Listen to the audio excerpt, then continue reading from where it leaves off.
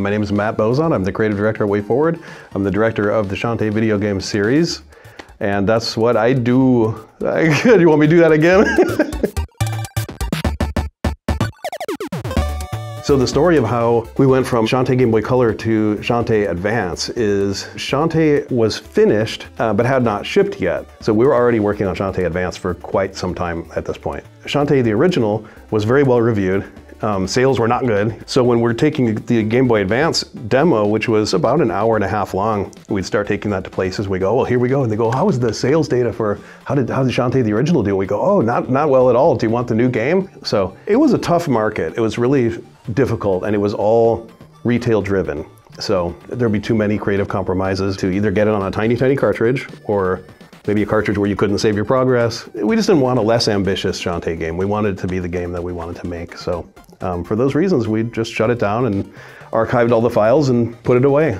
I'd like to finish that work. It seems weird that it was left undone, and I think fans would like it. Could you just like release pieces of it on the internet or something? Never wanted to do it because I'm like, maybe someday we'll have a chance. Well, we got our chance now. The game's title is Shantae Risky Revolution. Risky Boots has found this cavern underneath Sequin Land, and so she sets up this device that lets her rotate the land above, and landlocked towns that she could never plunder or pillage are getting rotated, and they're ending up at the coastline so she can attack them.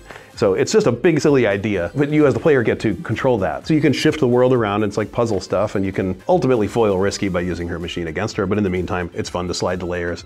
Risky Revolution is when a lot of the main cast meets, in some cases, for the first time. So we went straight into Shantae Risky's Revenge, where everyone just somehow knows everybody. There's an entire missing chapter of their lives that was never touched on.